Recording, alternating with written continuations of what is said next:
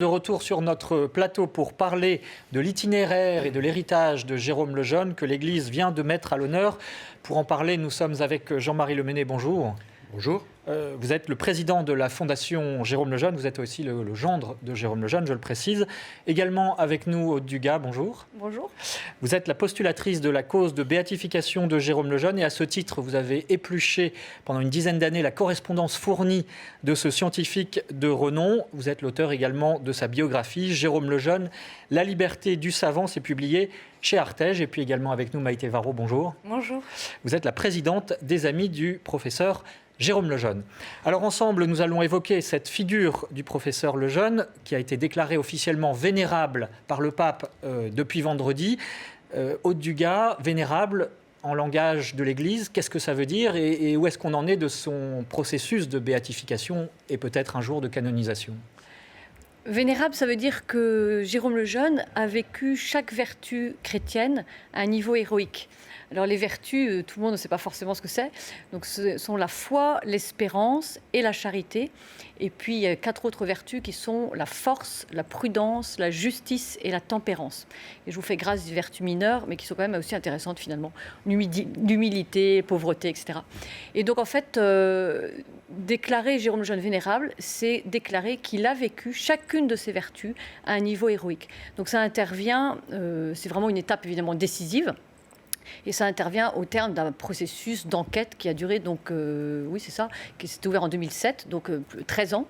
Et la première partie de l'enquête, on réunit toutes les preuves, aussi bien les documents, les archives, les lettres dont vous parliez tout à l'heure, que des témoignages. Il y a un tribunal qui entend les témoins, avec le fameux avocat du diable qui est là pour recouper les questions et les réponses, être sûr qu'on ne cache rien. Et ensuite, toutes ces preuves, donc dans la vie de Jérôme Lejeune, c'était 15 000 pages qui avaient été réunies. Évidemment, le fonds d'archives, c'est plus de 100 000 pages, donc on n'a pas tout pris, mais tout ce qu'il a écrit, lui, est envoyé à Rome. Comme ça, on ne laisse rien au hasard. Et ensuite, à Rome, donc c'était la partie romaine du procès, de 2012 à 2017, c'est l'étude de ces documents et on rédige la positio, donc c'est un gros livre, à peu près 1000 pages, où on analyse chacune de ces vertus. Et c'est dans cette positio que le postulateur apporte la preuve de l'héroïcité des vertus. Donc, c'est ce que vous avez fait donc voilà, pendant toutes ces années.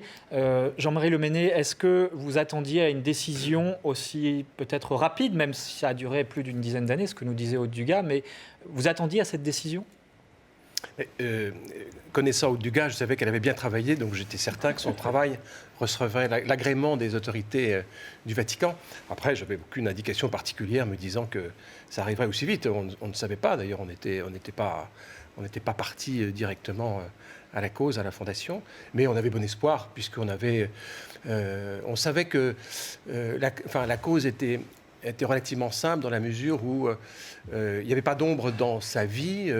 On savait ce qu'il avait fait pendant la guerre, on connaissait son enfance, sa carrière professionnelle était tracée à l'hôpital. Il n'y avait pas de zone d'ombre, ce n'était pas un personnage sulfureux. Donc je pense que il avait beaucoup écrit, donc beaucoup dit ce qu'il pensait, ce qu'il ressentait, et sur le plan professionnel et sur le plan personnel, puisqu'il écrivait à son épouse tous les jours dès qu'il était parti en voyage, qui fait quand même un paquet de courriers. Donc en fait, c'était un homme transparent de ce point de vue, et ce qui a sans doute facilité la tâche du dicaster. Alors justement, on va explorer cet itinéraire, mais auparavant, Maïté Varro, une réaction à cette décision du pape François qui est donc tombée vendredi, il y a 2 jours. C'est une très très grande joie pour tous ceux qui le suivent, tous ceux qui aiment son esprit et pour qui la défense du plus petit est très importante.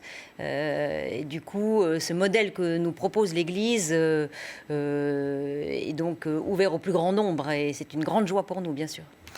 Alors, Aude Dugas, donc, vous avez étudié sa biographie de fond en comble, la biographie de Jérôme Lejeune. Il est né en 1926 en région parisienne. On ne va pas évidemment retracer toutes les étapes, mais comment est-ce qu'il est devenu le grand scientifique qu'il a été ?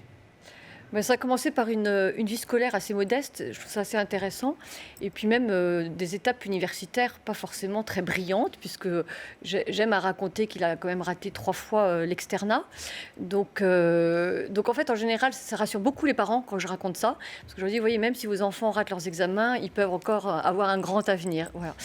Mais ce n'est pas du tout parce qu'il était idiot, loin s'en faut. Je pense que c'était plutôt un esprit très universel, peut-être un peu lent parce qu'il allait au fond des choses et puis il y avait un côté un peu rêveur aussi, je pense. Et puis quand il s'est retrouvé, donc il est devenu médecin quand même, et quand il s'est retrouvé dans le service du professeur Turpin, donc généticien, qui lui a proposé de s'occuper des enfants qu'on appelait alors mongoliens, là nous sommes dans les années 52, en fait il s'est pris de passion tout de suite pour ces enfants et il a tout de suite dit je veux trouver pourquoi ils sont comme ça et je veux trouver comment les guérir. Et là je pense que toute son intelligence en fait s'est mise en marche et là il a commencé à décupler tous ses talents intellectuels. Jean-Marie Lemenné, je voudrais qu'on s'arrête sur cet épisode parce qu'effectivement, ça a été déterminant pour la carrière de Jérôme Lejeune. Mais pourquoi a-t-il fait ce choix, cette décision de s'occuper de ces enfants-là en particulier ? Je crois que c'est un petit peu par hasard qu'il est arrivé dans le service du professeur Turpin. Donc il s'est trouvé face à ces enfants déficients intellectuels. Et après, il s'est intéressé dans le détail, il ne comprenait pas pourquoi, il a essayé de rechercher. C'était dans les années 50, peu de temps après la découverte du nombre caractéristique des chromosomes dans l'espèce humaine. Donc on venait de découvrir, ce n'est pas lui qui l'a fait, mais que le nombre caractéristique était 46. Et puis c'est pour les premières fois qu'on commence à faire l'analyse du génome. On compte les chromosomes et en comptant, il s'aperçoit qu'il y en a un 47e. Donc il renouvelle l'expérience. Pour les enfants atteints de trisomie 21. Les enfants atteints de mongolisme, disait-on à l'époque. Et donc après cette découverte, il a publié. Et très très rapidement après, il s'est dit, une fois que j'ai trouvé ça, il faut que je trouve comment mettre en échec cette pathologie dont la caractéristique la plus pénible pour eux et pour la société, c'est le fait qu'ils sont déficients intellectuels. Donc c'est tout de suite après qu'il s'est dit, il faut que je mette en échec cette anomalie pour leur rendre les aptitudes qu'ils portent en eux, mais qu'ils ont du mal à exprimer à cause de ce désordre génétique. Et ce qui est beau, c'est cette espérance qui l'a toujours animé. Même récemment, j'ai encore entendu des médecins dire « mais de toute façon, il n'y a rien à faire ». Alors qu'on était encore beaucoup plus loin de ça à l'époque, il a toujours cru qu'en cherchant, qu'en utilisant cette intelligence qu'il tenait de son créateur, il arriverait à un résultat. Justement, Aude Dugas, est-ce qu'il y avait derrière cette envie de les guérir, une vision philosophique et sûrement peut-être religieuse qui le guidait ? Moi, je crois que c'était déjà un sentiment tout à fait naturel. Face à ces enfants blessés dans leur intelligence, son cœur a fait un bond vers eux pour les soigner. C'est, je pense, le sentiment quand même de tout médecin. Les médecins veulent le bien de leurs patients. Après, certains, devant la souffrance, la maladie ou emportés un peu par la mode eugénique, baissent les bras. Lui n'a jamais baissé les bras. Et puis, alors, à ça se joint peut-être aussi une vision nourrie par la philosophie, mais c'est évident que pour lui, chaque être humain est un frère. Il parlait de la fraternité biologique et que donc personne ne pouvait s'octroyer le droit de décider quel être humain avait le droit de vivre ou pas. Donc voilà, pour lui, philosophiquement, c'était impossible.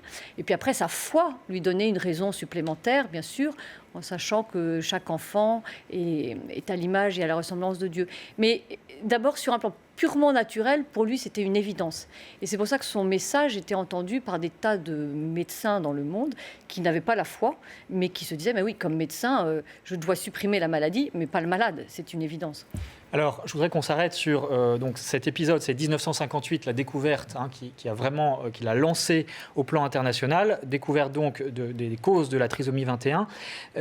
Et puis, très rapidement, il est invité aux États-Unis et il reçoit le prix Kennedy. Donc ça, on est en 62. Racontez-nous cette histoire parce qu'elle est quand même émouvante, cette rencontre avec le président Kennedy dont on les voit d'ailleurs sur la photo là à l'écran. En fait, les Américains avaient repéré Jérôme Lejeune déjà depuis un moment, comme le généticien sans doute le meilleur de France, puisqu'en fait, les jeunes chercheurs américains étaient envoyés faire leur tour d'Europe. Vous savez, comme autrefois, on faisait le tour d'Europe pour l'art et la poésie. Là, c'était les chercheurs américains.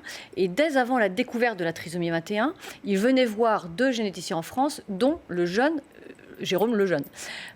Donc ensuite, la découverte de la trisomie, donc là, les Américains se disent, mais se l'arrachent, le veulent absolument. Donc on lui propose aux États-Unis d'aller travailler à la Columbia University, on propose de créer une chaire de génétique exprès pour lui. Il refuse, il reste en France.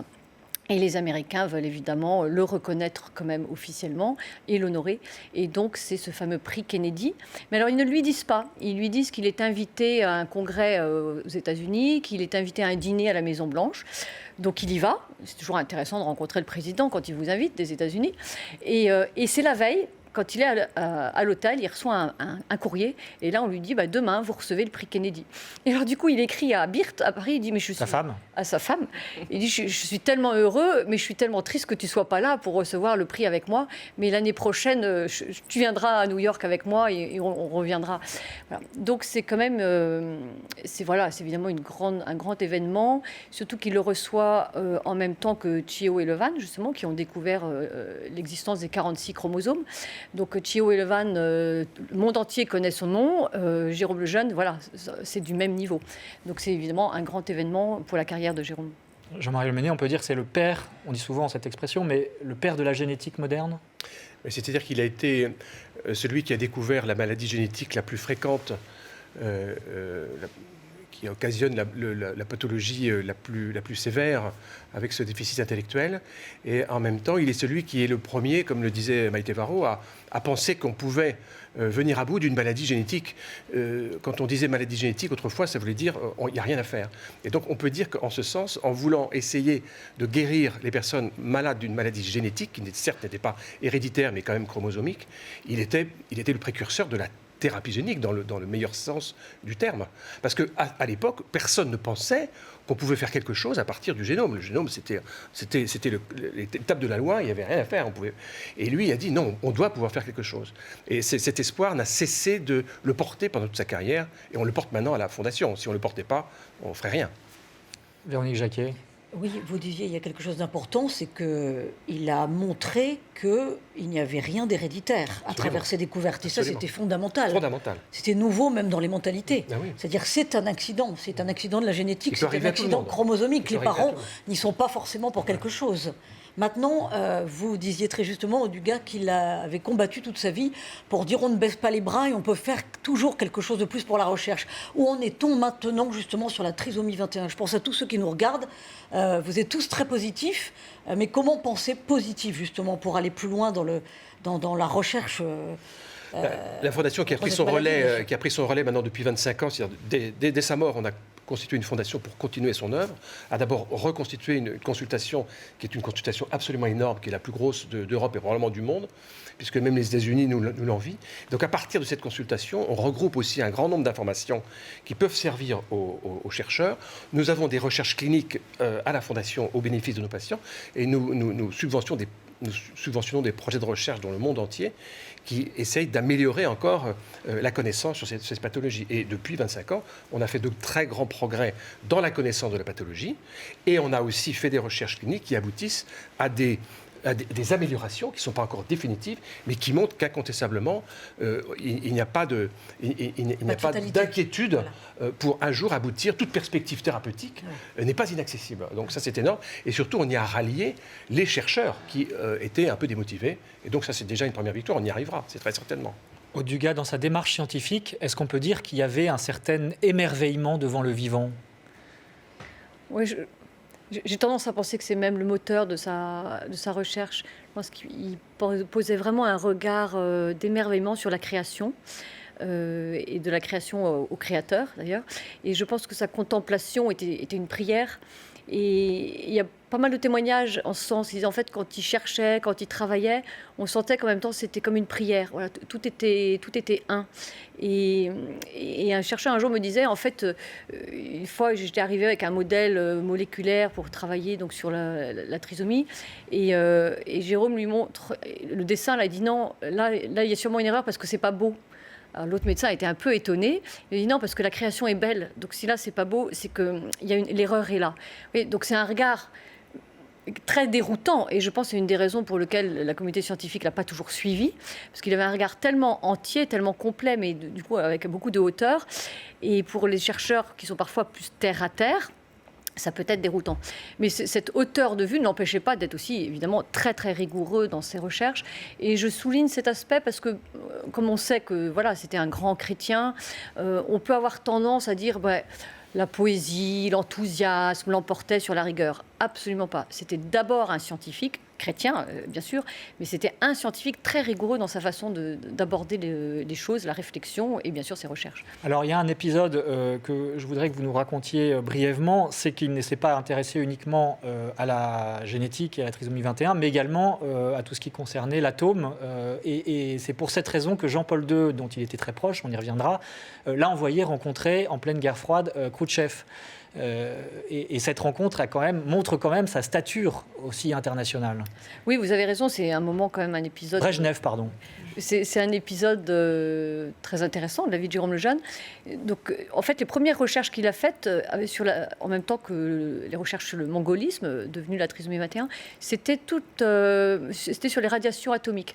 On est dans les années 50, peu de temps après Hiroshima, Nagasaki. Évidemment, tous les généticiens s'intéressent aux effets des radiations ionisantes sur les descendants des personnes qui avaient été, ou les personnes elles-mêmes qui avaient été irradiées. Donc, Jérôme Lejeune travaille beaucoup là-dessus et il est déjà repéré comme un des meilleurs chercheurs, donc nommé expert auprès de l'ONU sur ces sujets. Et donc il part déjà en 1958 aux États-Unis faire des congrès, représenter la génétique française sur ces questions-là. Et ensuite, donc toutes les recherches dont on a parlé s'enchaînent. Il a fait d'autres découvertes que la trisomie, la maladie du cri du chat notamment. Et il est nommé en 78 ou 79 membre de l'Académie pontificale des sciences, qui est l'académie qui regroupe, je pense, le plus de prix Nobel au mètre carré. Voilà. Il y a une densité de personnes qui ont le prix Nobel dans cette académie, puisqu'évidemment, c'est une académie des sciences. On va devoir marquer une courte pause, peut-être. Terminons l'histoire, si vous le voulez bien. Les scientifiques, ils ne sont pas d'ailleurs catholiques. Ils ne sont pas du tout catholiques, spécialement. Ils sont experts dans leur domaine.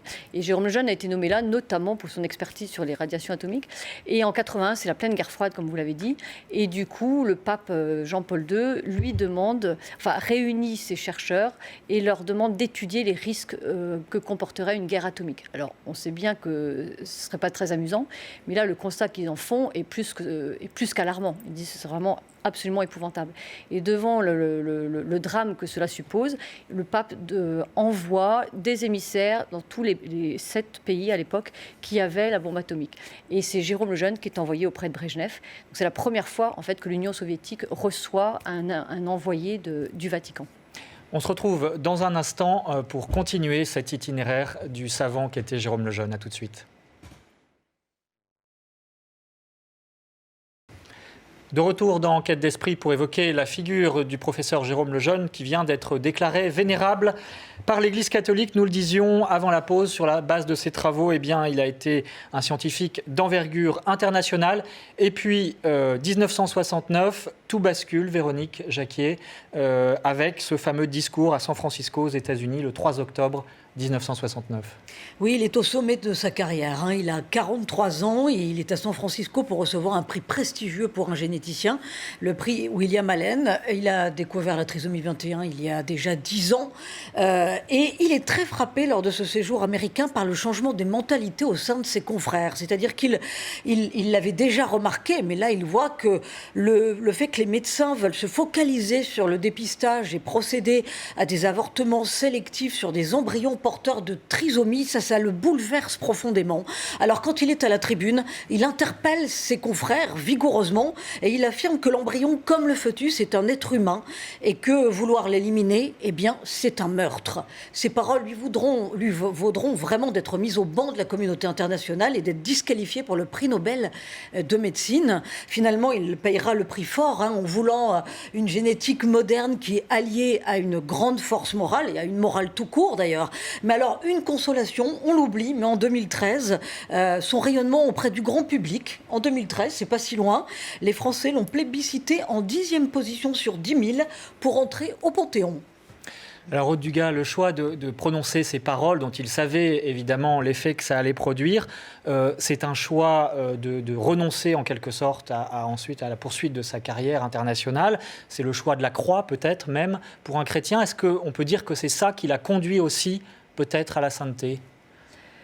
C'est le choix, c'est l'acceptation que sa carrière va peut-être s'arrêter. Il ne décide pas que sa carrière s'arrête, il accepte. Et je pense que c'est le moment révélateur, mais ce n'est pas le seul moment, parce que sinon ce serait trop... on pourrait se dire que c'est une erreur de pas... En fait, il a continué après, dans les années qui ont suivi, à répéter inlassablement ce même message. Ça faisait déjà quelques années qu'il sentait le changement dont vous avez parlé. Et voilà, là, il se dit, c'est le jour ou jamais, j'ai les meilleurs généticiens du monde devant moi, c'est là où il faut que je le dise. Et ce que je trouve admirable et proprement héroïque, c'est qu'il aurait pu continuer, bien sûr, à s'occuper de ses enfants, de ses patients, avec beaucoup de charité, beaucoup d'amour. Évidemment, ne pas pratiquer d'avortement ou d'actes qui allaient contre leur vie et leur dignité, et ne rien dire pour protéger sa carrière. Or là, il prend la décision de parler en sachant qu'il risque de perdre son prix Nobel ou même sa carrière. Et il le met après dans une lettre. Il dit « Je savais qu'en disant ça, on ne me le pardonnerait pas et que je risquais de perdre mon prix Nobel. Mais entre tordre le cou au prix Nobel et tordre le cou aux enfants trisomiques, il n'y avait pas à hésiter. » Alors, il faut aussi rappeler, puis Jean-Marie Le Menez, j'aimerais vous entendre là-dessus, parce que cette défense du vivant depuis son commencement n'était pas, en tout cas au début, dictée par sa foi, mais également par son regard de scientifique et de médecin. Et je voudrais qu'on écoute justement le professeur Lejeune qui s'exprimait sur sa conception du serment d'Hippocrate. Alors personnellement, je suis médecin et j'ai juré le serment d'Hippocrate. Le serment d'Hippocrate a été 400 ans avant le Christ. C'est donc pas une affaire de religion, c'est une affaire de médecine. Et il a fait jurer à ses élèves: je ne donnerai pas de poison, même si l'on m'en priait, ni ne suggérerai pareil usage. Et dans la même phrase, il a continué: et je ne donnerai pas de produit abortif à une femme. Jean-Marie Le Menez, finalement, la découverte de Jérôme Lejeune de la trisomie 21 s'est retournée contre lui. Il y avait là en germe les dérives de la recherche sur le vivant, de la recherche scientifique sur le vivant. Oui, c'est ce retournement romanesque qui donne aussi beaucoup de relief à l'existence de Jérôme Lejeune et à la trace qu'il a laissée. Je pense que la découverte qu'il a faite était au moment d'un basculement dans le domaine aussi scientifique. On a commencé donc à prendre possession du patrimoine génétique de l'être humain. Et puis, on a aussi connu des moments où on pouvait dépister, diagnostiquer de plus en plus tôt avec la myosynthèse, avec l'imagerie médicale. Et puis, il y a eu la thérapie génique qui s'est profilée. Et puis, après ça, la thérapie cellulaire qu'on a développée beaucoup à partir de la procréation médicalement assistée. Donc, il a beaucoup parlé sur la PMA. Donc, il avait en fait anticipé tout ce qu'on allait pouvoir faire en mettant la main, au fond, sur le vivant et sur l'embryon humain. Bon, mettre la main sur le vivant dès lors qu'il s'agit des produits du corps humain, le sang, la moelle, la peau, etc., il n'y a pas de problème. On ne tue personne. Mais mettre la main sur l'embryon humain parce qu'on a détourné la reproduction humaine en la faisant in vitro, il a beaucoup parlé sur ce sujet-là. Et il savait qu'à partir du moment où on mettrait la main sur l'embryon, il n'y aurait plus de limite, on avait ouvert la boîte de Pandore. La PMA étant finalement l'autre face de l'avortement. On avorte, on enlève du ventre des femmes des enfants indésirables, et la PMA, on introduit dans le ventre des femmes des enfants désirés. L'un va avec l'autre. Il a beaucoup parlé là-dessus, et il savait, il avait déjà anticipé, et effectivement, les recherches sur les embryons, la destruction des embryons pour épargner l'expérimentation animale, le clonage, et il avait même parlé des mères porteuses 40 ans avant. Donc il avait été extrêmement prophète dans son domaine, et je pense que beaucoup de gens ne comprenaient pas, et le prenaient, on l'a pris pour un fou. En fait, tout ce qu'il a dit, c'est concrétisé malheureusement. Mais il est resté toujours fidèle, et ça ne l'a pas empêché de continuer à travailler raisonnablement, en pensant que ce n'est pas parce qu'on transgresse qu'on progresse. Et à ce moment-là, Aude Dugas aussi, il se tourne peut-être encore davantage vers ses patients pour s'en occuper à plein. En fait, il continue vraiment à s'occuper de ses patients. Peut-être qu'il redouble encore d'efforts, si on peut parler ainsi, mais je crois que déjà dès le début, il a mis toute sa force dans ce combat, pour cette recherche pour trouver un médicament. Mais c'est vrai qu'au fil du temps, on voit dans son journal intime, au début, il parle un peu de sa famille dans son journal, et au fil des années, il ne parle plus que de la recherche. Et on voit que ça devient presque obsessionnel, ça l'habite profondément, et il partage ses journées entre les consultations le matin avec ses patients et la recherche l'après-midi dans son laboratoire. Avec une relation particulière aussi, Maïté Varro, peut-être. Oui, c'est très intéressant de voir à quel point les témoignages concordent tous pour dire que les familles des patients sont tellement touchées par son humanité. Hein, C'était pas le savant dans sa tour d'ivoire. Exactement. Et il va vraiment, au contraire, demander le prénom de chacun des personnes qu'il soigne et l'appeler par son prénom. Et souvent, ça permet aux parents très bouleversés par la maladie de leur enfant, tout d'un coup d'avoir un autre regard sur lui. Et on n'a plus affaire juste à l'enfant handicapé, mais le petit garçon, la petite fille existe, hein, et passe devant à nouveau le handicap. Et il n'est plus caractérisé uniquement par sa maladie. Et ça, c'est vraiment la magie de Jérôme Lejeune. Hein. Est-ce qu'on peut dire un mot de l'homme? Parce que finalement, on a parlé du scientifique, on va parler de sa foi. Mais comment était-il, Jean-Marie Lemenné, vous qui êtes son gendre, donc vous l'avez évidemment côtoyé, et puis Aude Dugas, à travers les documents que vous avez pu consulter, quelle image vous donne-t-il? C'était un homme qui était très simple d'abord. Il n'était pas impressionnant ni intimidant, et ce qui était très frappant quand on le connaissait peu encore et qu'on redoutait de rencontrer cette intelligence célèbre, c'était que, en fait, il ne vous écrasait pas de son savoir. Il faisait partie de ces gens qui, bien sûr, sont supérieurs, mais qui vous élèvent à leur niveau et ne vous montrent pas. Il était accessible. Il était tout à fait accessible. Et puis j'ai trouvé aussi que c'était une personnalité qui était très, très douce, très pédagogue. Il n'était pas dans le jugement, mais il était vraiment très sensible à l'autre, à la personne humaine, et puis doué d'une patience extraordinaire. Alors moi, qui à l'époque était jeune marié, je me suis dit que c'était un modèle aussi dans ce domaine-là, parce qu'il avait une très grande patience à l'égard de sa femme, de ses enfants, de ses petits-enfants, et alors qu'il était débordé de travail et de soucis, parce que, comme le disait Aude, pour lui, il savait que sa vie était comptée, son temps était compté, que c'était un combat contre la montre pour essayer de sauver ses petits patients, parce que les progrès du dépistage, du diagnostic avançaient, donc il fallait absolument qu'il y arrive, et il conservait quand même beaucoup de temps pour sa famille, pour ses amis, et c'était assez admirable de voir cette personnalité unifiée et équilibrée, et qui restait sereine dans les difficultés auxquelles il n'a pas échappé. Oui, mais justement, est-ce qu'il arrivait à rester optimiste quand il était, si j'ose dire, assez prophète pour voir les combats qui arrivaient, et quand il voyait aussi les comportements de ses confrères pour détourner sa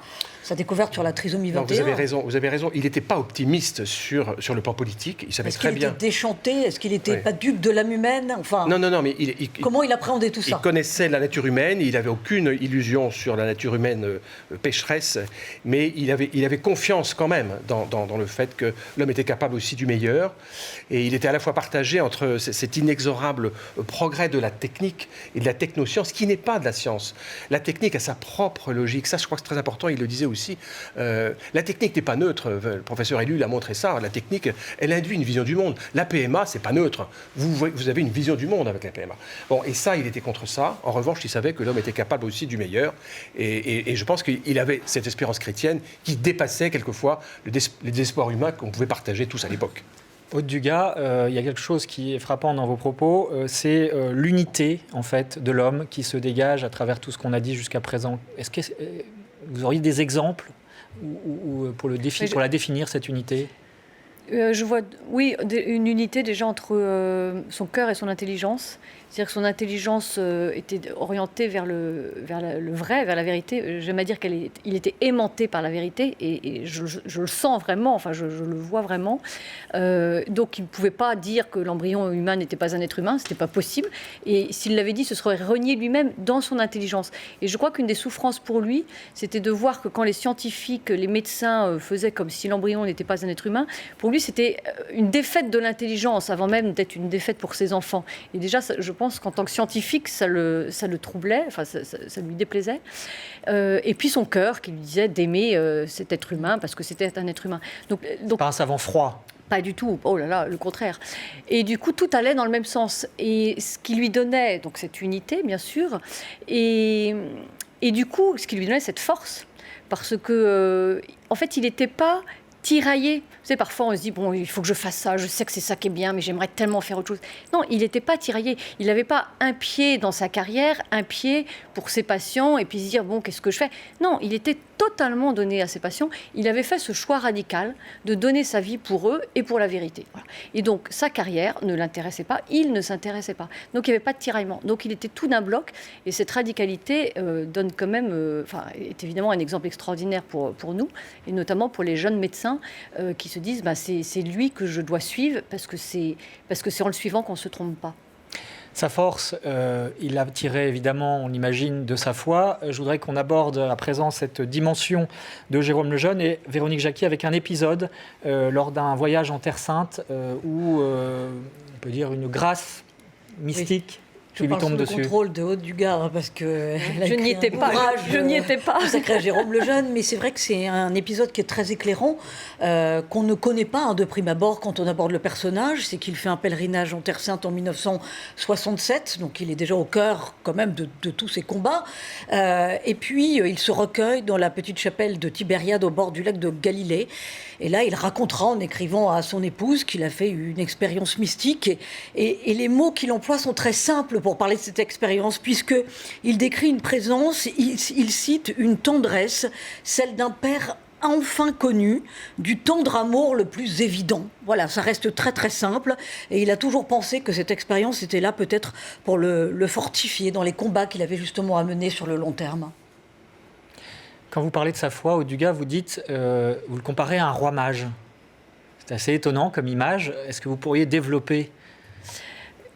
Oui, en fait, moi je trouve ça assez éclairant. C'est-à-dire que les rois mages, comme on sait, n'étaient ni rois ni mages, c'était des savants. Donc voilà, Jérôme Lejeune était un grand savant.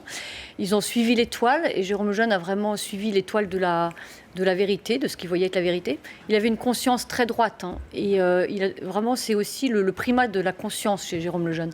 Et même si les pouvoirs, les gouvernements pouvaient lui dire, voilà, maintenant c'est ça qui est bien, si sa conscience lui disait que c'était pas bien, sa conscience lui disait que c'était pas bien. Donc comme les rois mages qui suivent leur étoile, et puis l'étoile les amène au pied de l'enfant, et se prosterne devant l'enfant, et Jérôme va se prosterner devant ses petits patients. Alors quand je dis se prosterner, on comprend, il va se pencher vers eux, et comme disait Maïté Varro tout à l'heure, la façon dont il était avec ses enfants bouleversait les parents. L'humilité, et c'est fou les témoignages des mamans qui disaient, voilà, il a regardé mon fils comme un prince, ou d'égal à égal, pas d'un grand professeur, un petit malade, mais d'égal à égal. Une autre maman me dit, il a regardé mon fils comme si c'était le Christ qui était devant lui. Donc, vous voyez, on retrouve quand même cette attitude humble du savant qui est devant l'enfant. Il se prosterne. Et voilà. Et puis quand le gouvernement, quand Hérode demande au roi mage de revenir faire un petit rapport, bien sûr, pour mieux pouvoir servir l'enfant, les rois mages ont compris qu'en fait c'était pour mieux détruire l'enfant. Et bien Jérôme Lejeune, c'est pareil. Jérôme Lejeune ne va pas se plier aux lois, mauvaises lois qui voulaient détruire les enfants, et donc il part par un autre chemin. Maïté Varro, en quoi l'itinéraire et l'action du professeur Lejeune a-t-il changé votre vie au quotidien ? C'est un modèle à la fois de douceur, d'intelligence et de don radical. Il aimait à terminer beaucoup de ses conférences par une très belle phrase du Christ, ce que vous aurez fait au plus petit d'entre les miens, c'est à moi que vous l'aurez fait. Et c'est une chose si belle que l'on a envie de le suivre. Et dans votre vie de famille aussi, ça a changé quelque chose ? Alors, dans ma vie j'ai un enfant qui a une trisomie 21, donc voilà. En fait, cet enfant est né après ma découverte de Jérôme Lejeune. C'est pas lui qui m'y a amené. Donc, j'ai trouvé que c'était effectivement providentiel et que ce signe-là m'indiquait certainement un chemin à suivre pour essayer de me rendre un peu utile.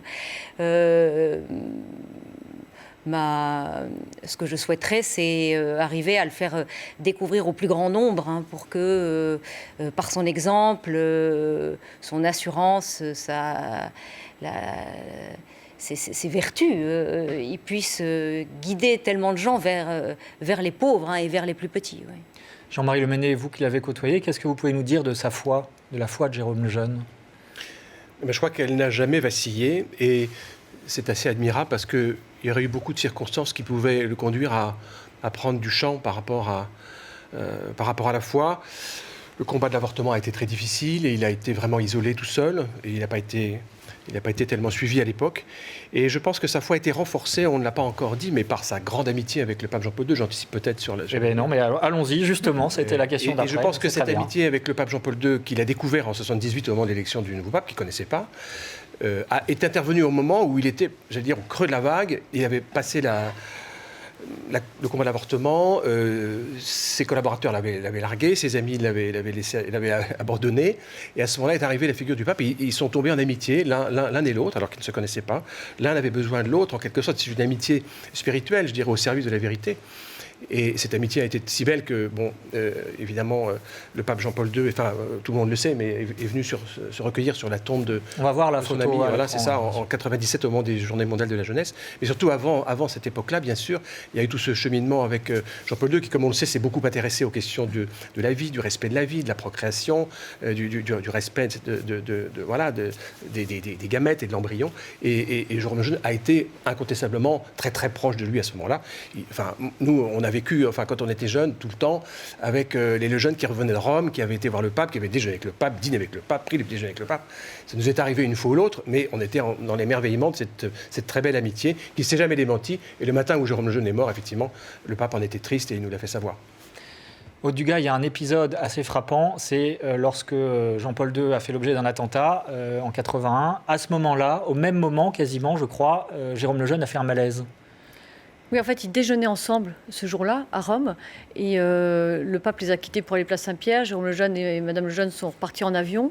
Ils n'ont pas compris, l'avion était bloqué à Fiumicino et finalement, pendant 2 heures, finalement, ils arrivent à Paris et dans le taxi, ils entendent toutes les condoléances à la radio qui arrivent et ils demandent au chauffeur mais qui est mort. Et le chauffeur dit c'est le pape.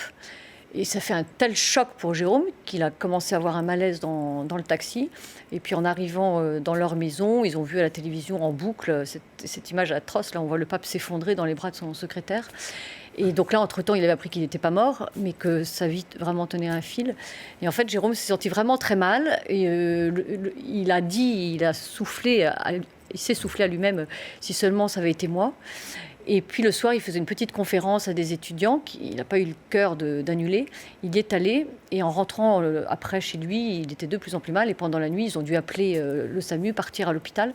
Et là, il a eu effectivement, je crois que c'est une espèce de calcul rénal, voilà, qui est un caillot qui s'était bloqué, qui peut être provoqué par le stress. Et il a fallu qu'il soit opéré en urgence. 2 heures plus tard, c'était trop tard. Et ce qui a beaucoup frappé la famille, mais ça, Jean-Marie Ménet le dirait mieux que moi, puisqu'il y était, je crois que c'était la courbe de santé, le bulletin de santé de Jérôme Lejeune. Oui, sa maladie était quand même moins grave, mais enfin, c'est vrai qu'ils étaient à l'hôpital en même temps, ils étaient en chemise de nuit en même temps, et donc en fait, il y avait une espèce de similitude, de fraternité dans la souffrance qui était touchante, enfin. Bon. Oui, parce qu'il avait perdu quand même pendant 2 jours, il était sans conscience, Jérôme Lejeune, donc il est sorti de cette espèce de coma en même temps que le pape, il a commencé à poser le pied par terre le même jour que le pape, sa fièvre avait la même courbe que celle du pape, alors toutes les femmes de la famille Lejeune, visiblement pas les gendres, disaient « mais c'est un signe de ton amitié avec le pape ». Et Jérôme, comme scientifique, disait « non, il n'y a pas de signe, je ne crois pas aux signes ». Mais c'est vrai que c'est un petit peu étrange. C'était pas un mystique. Je ne sais pas ce qu'on met derrière le mot mystique. Voilà, En tout cas, il était très proche du réel. Et... Oui. Il avait un peu de mal avec les miracles, par exemple, ce qui me pose un problème, parce que j'aimerais bien qu'il en fasse quand même après. Véronique Jacquier. Quelle est la fécondité d'un homme de cette trempe maintenant? Quelle est la fécondité spirituelle, scientifique? Si on en juge par les tweets reçus depuis l'annonce hier, qui sont par milliers du monde entier, elle est immense. Voilà, dans le monde entier, vraiment, les gens le prient et prient pour que sa canonisation advienne. Beaucoup de médecins le prient. Moi, j'ai rencontré des médecins, mais vraiment du monde entier, qui le prient chaque jour, en Amérique latine, en Nouvelle-Zélande, en Australie, au Canada, aux États-Unis. Enfin, c'est extraordinaire, en France aussi, qui le prient pour qu'il les aide à tenir. D'abord à discerner ce qui est bon ou pas bon et à tenir dans les décisions difficiles. Beaucoup de familles, bien sûr, les familles ayant des enfants handicapés ou qui sont engagées au service de la vie, donc qui le prennent comme un modèle, un phare aussi. Voilà. Et puis beaucoup de personnes actives dans la défense de la vie, qui le prennent vraiment comme un repère de discernement aussi. Voilà. Et les étudiants en médecine, beaucoup. J'ai reçu un message juste avant l'émission magnifique d'une jeune étudiante, Rachel, qui me dit, pour l'annonce de la vénérabilité, et qui dit merci à l'Église, merci pour tous les médecins qui vont pouvoir le suivre, merci pour tous les enfants qui sont nés grâce à lui, et merci pour nous tous de nous montrer le chemin, d'apprendre à nous former pour le suivre et comme lui servir la vie. Il faut expliquer aussi, donc l'étape d'après le fait d'être déclaré vénérable dans l'Église, eh bien, il faut un miracle pour ensuite être béatifié et un second miracle pour qu'ensuite Jérôme Lejeune puisse un jour peut-être devenir saint. Je voudrais qu'on écoute justement à propos de son héritage et du rôle peut-être des catholiques aujourd'hui dans la société, cet extrait d'un discours de Jérôme Lejeune. On se moquera de vous. On dira que vous êtes démodé. On dira que vous empêchez les progrès de la science. On lèvera contre vous l'étendard de la tyrannie expérimentale. On dira que vous essayez de bâillonner la science par une morale dépassée. Eh bien, je voudrais vous dire, n'ayez pas peur. C'est vous qui transmettez les paroles de la vie. Voilà, ces paroles de Jérôme Lejeune, avec ce « n'ayez pas peur » qu'on a entendu aussi dans la bouche de son ami Jean-Paul II.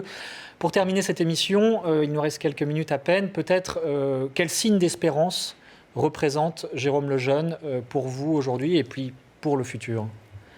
Jean-Marie Le Menez, peut-être? Oui, moi, ce qui me frappe beaucoup, c'est de voir l'impact que Jérôme Lejeune peut avoir aujourd'hui sur les jeunes générations. C'est vraiment le pape de plusieurs générations. Bien sûr, ceux qui ont son âge, moi j'en ai rencontré dans le monde entier aussi, qui ont une vieille photo jaunie de Jérôme Lejeune sur le cœur depuis 30 ans. Ça, c'est pas tellement étonnant, ils l'ont connu. Mais de voir des gens, des jeunes qui ont l'âge de mes enfants, enfin, et qui ne l'ont jamais connu, qui auraient l'âge d'être ses petits-enfants, qui ne l'ont jamais connu, et qui sont en fait amoureux de ce personnage. Donc c'est vraiment, je pense, un signe d'espoir très fort, parce que ça veut dire que le flambeau passe, et que ce modèle-là, il accroche vraiment la jeune génération de ceux qui veulent vivre de manière cohérente dans un monde moderne. Aude Dugas. Moi, je pense que le signe d'espérance aussi, c'est pour la science. C'est-à-dire qu'il montre une science au service de l'homme et donc il réhabilite finalement la science. Parce qu'aujourd'hui, les gens ont peur de la science parce qu'ils voient bien que c'est souvent au détriment de l'homme. Et là, lui, il réhabilite la science qui est au service de l'homme. Et il y a une joie immense à écouter et à lire Jérôme Lejeune. C'est la joie de l'intelligence unie au cœur, comme on disait tout à l'heure. Et je pense que ce critère de la joie est essentiel pour savoir si on est sur le bon chemin ou pas. Et les gens ne s'y trompent pas. Quand ils ont goûté à Jérôme Lejeune, ils en regoûtent et ils le suivent. Maïté Varro.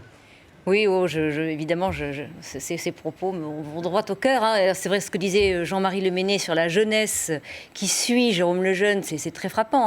Dimanche, à la Marche pour la vie, la moyenne d'âge est vraiment extrêmement basse. Donc c'est un grand signe d'espoir pour nous tous. Et puis, l'espérance, effectivement, dans l'avenir, pour les personnes touchées par la trisomie 21 et pour que, grâce au progrès qu'il a... grâce au progrès qu'il a permis qu'il se fasse de plus en plus, depuis plusieurs dizaines d'années, on trouve une place pour eux la meilleure possible.